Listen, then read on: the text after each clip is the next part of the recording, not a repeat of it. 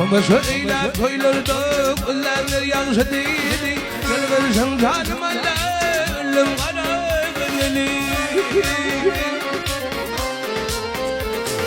Bir verden bahayı Seymu verden doğru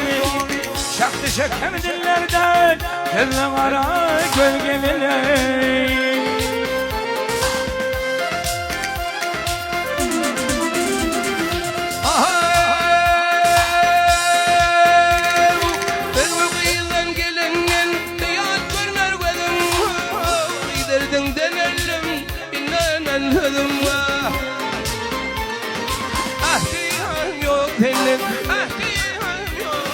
Hayal gelmedi vahidim Ahmet bir penhan girdim Karvul gelir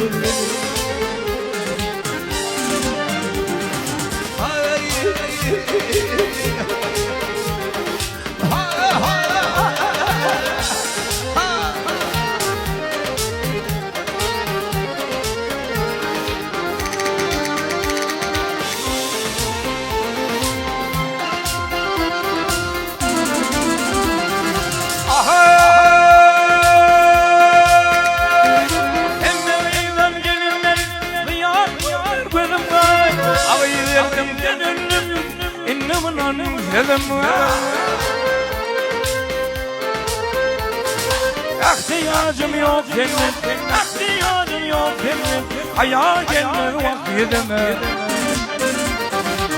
Beni ben Fırhan yerdeki Bana gölgelerine Olup kıyım kıyımı Kerkinde bol fağri Senin de yok dünyada Cahan avtarı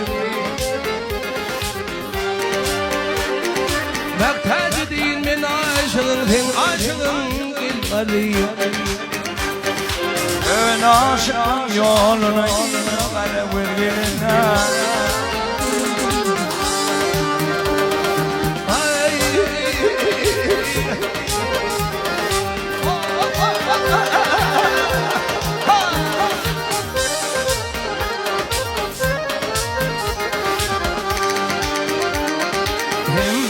aşıklar